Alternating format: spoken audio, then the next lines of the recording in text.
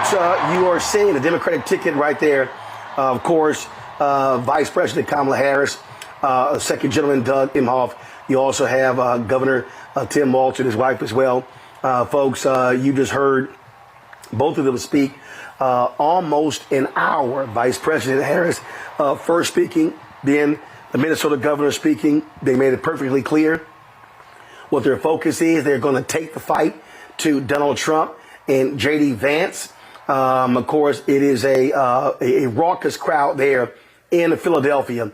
Pennsylvania is a critical state for Democrats. They must win Pennsylvania, Michigan, and Wisconsin as well. It is now the race is on over the next week. They are going to be traveling to various places across the country, making the case directly to voters as to why they should be elected. Of course, today in Philadelphia, tomorrow, the two of them will be in Detroit. Then they travel to Eau Claire, Wisconsin, but actually Detroit and Eau Claire, Wisconsin on August 7th. On August 8th, they'll be in Raleigh, North Carolina. August 9th, Phoenix, Arizona. August 10th, Las Vegas, Nevada. All of those are battleground states. And so the race is now on. As you heard Vice President Kamala Harris say, Democrats, of course, had a virtual roll call, and she's officially the Democratic nominee for president of the United States. Joining us right now, folks, is Melvin Carter. He's the mayor of St. Paul, Minnesota. We're going to talk to him as we keep the video on the rally. Mayor Carter, first of all, glad to have you here. Share with us your knowledge, your perspective of this governor. How is he to work with? What does he bring to this ticket? I appreciate you having me on. It's always good to be on with you. It was fantastic just watching that. I got goosebumps watching that. I've seen a lot of political speeches, but the energy in that space, the energy in this country is just palpable. You can feel it. I've been mayor since just a year before Governor Walz got elected governor here in Minnesota. So that means he and I worked together through the height of the COVID pandemic, through the aftermath of the murder of George Floyd, and a whole lot of highs and lows in this state over the last several years. He's been fantastic to work with. He's somebody who knows as governor that his job is to make sure that local leaders have what they need to be able to be successful. I'll tell you, he's just absolutely earned my support. He's been a great champion and a great partner for me. And I'm excited that the rest of the country is getting a chance to see what I've seen for the past several years. When you listen to what the vice president laying out, she laid out a number of things that he has done in Minnesota that really reproductive rights, obviously meals for all students, gun rights as well. That right there is speaking directly to the base of the Democratic Party. That's exactly right. Roland, he's got a lifelong service, whether that's a teacher, whether that's in the military, whether that's in Congress or as governor. He's got a lifetime time of service.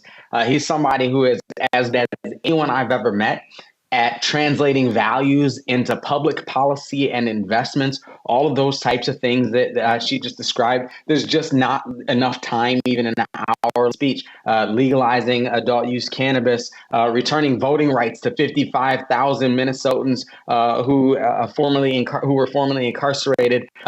We could go on and on and on. One of the key accomplishments really is what you just described: free school lunches for every child. It's incredible how even controversial that can be, as we've seen Republicans fighting against free school lunches for students and arguing that all students don't need free lunch, all students don't need nutrition. But he's been somebody who's been a clear messenger for democratic values in our state. And I'll tell you one other thing that I really love about the governor is, every time a leader stands up to take credit for something, somebody stands up to say, you didn't do that by yourself. In the governor's case, he's the one who stands up to say that. So if he was on this call with us, he'd want to be clear that there was a whole bunch of legislative leaders. We have an incredible lieutenant governor. We have, community leaders and activists and organizers who made all of those victories possible. And that's another thing that makes me excited about him. He's a leader who doesn't think he has to do it by himself in the first place. He knows that democracy has to be a team sport.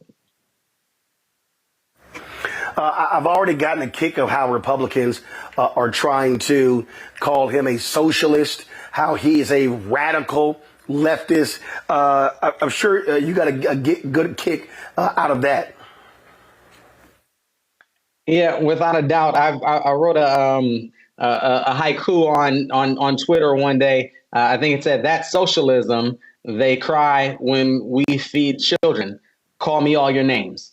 Because, and that's something that I know the governor shares, a belief the governor shares with me is, we've stopped a whole lot of amazing things just because somebody said that's socialism. But the truth is, making sure we feed our children is more important than avoiding somebody's ridiculous social media attack. And that's something that I value about the governor. He's led with his values. He's been very clear.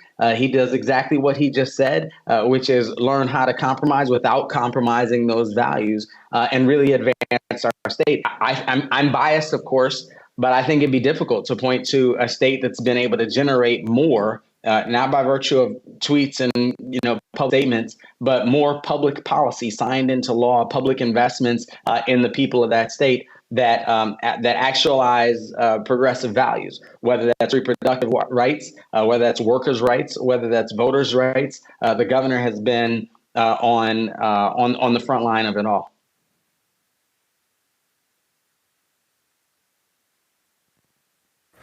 Obviously, they are now going to be traveling around the country.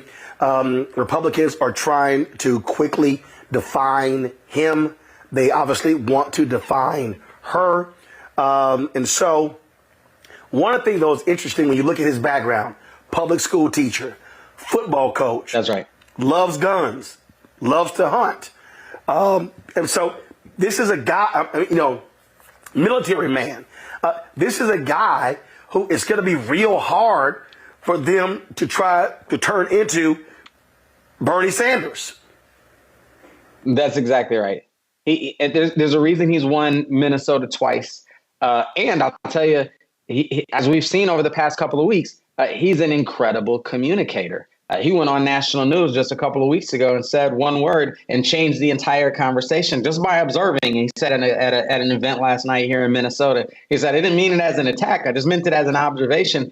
These guys are weird." And it changed the entire conversation. I saw other governors and other Democratic leaders, even our vice president, start to incorporate that language. And what's really crazy to me is we have a former president who has been convicted of 34 felonies, who has been complicit in an insurrection attempt, who's been found liable for criminal sexual conduct. But every time something like that happens, they send out a fundraising email. They raise money off of felony convictions, but you call them weird and they go, "Hey, take that back." They get really worked up. And so I think they're going to find their hands full with a football coach and a prosecutor on the other side of the aisle. I think they have messed around and found two people who are well equipped to deal with their nonsense.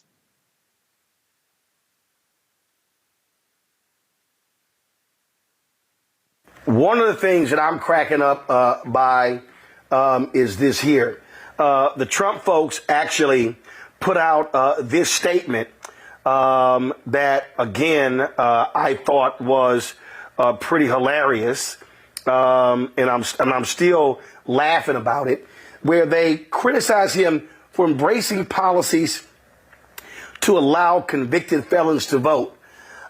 Mayor, did they forget that they're working for a convicted felon? They probably did, but and that's funny, but it's not funny because it's the stunning hypocrisy. And here's the thing: I don't, I have friends who have spent time in incarceration, and have come out and become lawyers and become all kinds of different things in life and contributing members of community. And so, I don't think Donald Trump is a bad person because he's a convicted felon. I think he ought to serve his time and also deal with the consequences just like every other convicted felon has to do. But, I call BS when you are a convicted felon who hasn't even been sentenced yet, haven't done any time, haven't, paid your debt to society yet at all. And you fully believe you ought to have the right to run for president and be a part of the nation's conversations. But you would take people who have served their time, who have paid their debt to society, who are back in community, who are working and raising children and paying taxes, and think that they ought to be permanently excluded. Well, that's weird. And I have full confidence that the American public will see it as such. All right, Mayor, we surely appreciate you joining us. Thank you so very much. Absolutely. Thanks for having me on. Curl Prep Natural Hair Solutions at curlprep.com. I'm in shock. For curls, locks, braids, twists, and even those wigs and extensions. Women, men, and children are loving this line. Look at this video and you be the judge. People line up to see this product in action at hair shows, and when they take a seat and try it, they don't believe it's their hair. Buy the products at curlprep.com. It works on all hair types. Use code ROLAND, that's ROLAND, lowercase letters, to get a 15% discount. Parents, remove the ouch. You will love this system because you can comb the product through your child's hair with your fingers. It's all at curlprep.com. Use code ROLAND, lowercase letters, to get a 15% discount.